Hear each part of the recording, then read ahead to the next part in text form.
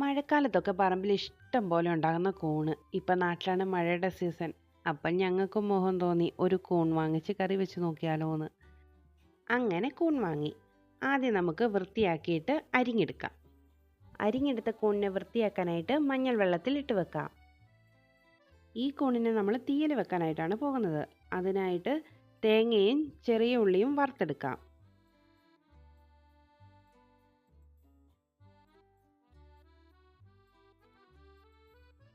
തേങ്ങയൊക്കെ ഈ ഒരു കളറായി വന്നപ്പോഴേക്കും ഇതിലേക്ക് മഞ്ഞൾപ്പൊടി, മല്ലിപ്പൊടി, മുളക് പൊടിയും ചേർത്ത് ഒന്ന് ഇളക്കിയിട്ട് വേറൊരു പാത്രത്തിലേക്ക് നമുക്ക് തണുക്കാനായിട്ട് മാറ്റി വെക്കാം.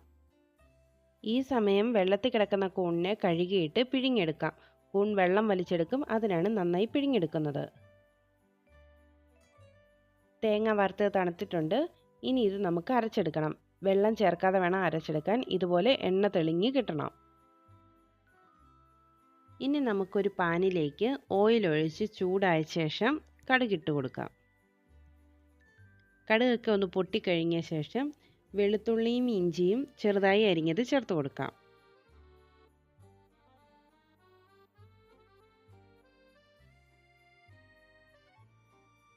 ഇനി ഇതിലേക്ക് ചെറിയുള്ളി ചേർത്ത് കൊടുക്കാം. കൂടെ ഉപ്പും കൂടെ ചേർക്കാം. ഇവിടെ ഒരു 20 ചെറിയുള്ളിയാണ് എടുത്തിരിക്കുന്നത്. അത് ചെറുതായി അരിഞ്ഞെടുത്തേക്കുന്നതാണ്.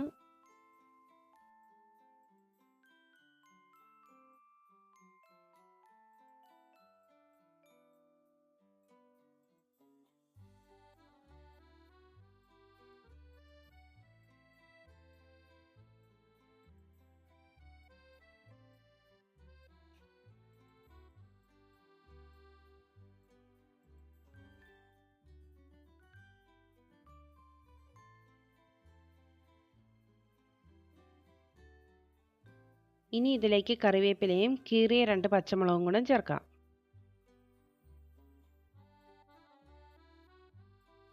ഇനി ഇതിലേക്ക് കുറച്ച് മഞ്ഞൾപ്പൊടിയും കുറച്ച് മുളക് പൊടിയും ചേർക്കുന്നത്. പച്ചമുളക് ഇട്ടിട്ടുള്ളത് കൊണ്ടാണ് കുറച്ച് മുളക് പൊടി ഇട്ടത്. പിന്നെ അരച്ച് വെച്ചിരിക്കുന്നതിലും എരിവുണ്ട്.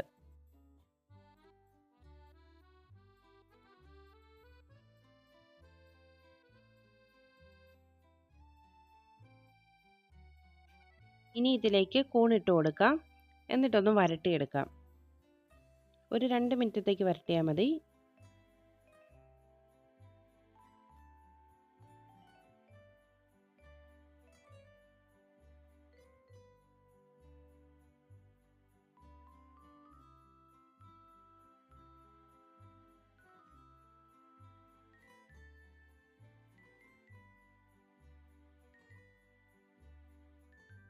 ഇനി ഞാൻ ഇതിലേക്ക് കുറച്ച് വെള്ളം ഒഴിക്കുന്നുണ്ട്. ഈ വെള്ളം അരപ്പ് എടുത്ത് മാറ്റിയതിൻ്റെ ഗ്രേവി കലക്കിയ വെള്ളമാണ്. അതൊഴിച്ചു കൊടുക്കുന്നുണ്ട്. ഇതൊന്ന് വേകാനായിട്ട് ഒരു 5 മിനിറ്റ് എന്നിട്ട് നമുക്ക് മൂടി വെക്കാം. ഈ സമയം നമുക്ക് ഉപ്പൊക്കെ ഉണ്ടോ എന്ന് ചെക്ക് ചെയ്യാം. ഉപ്പ് കുറവാണെങ്കിൽ കുറച്ചും കൂടി ഇട്ട് കൊടുക്കാം.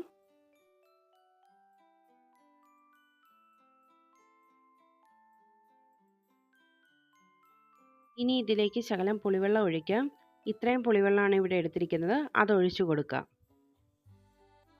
ഇനി അരച്ച് വെച്ചിരിക്കുന്നത് ചേർത്ത് നന്നായി ഇളക്കി യോജിപ്പിക്കാം.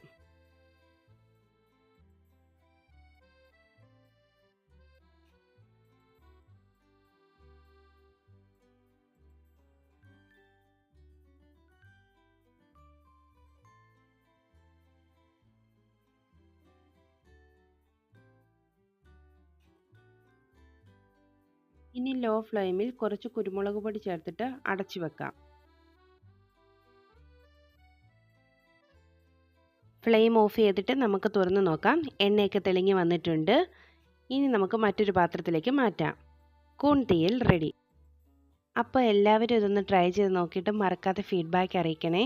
വീഡിയോ ഇഷ്ടമായാൽ ലൈക്ക് ചെയ്യാനും ഷെയർ ചെയ്യാനും മറക്കല്ലേ.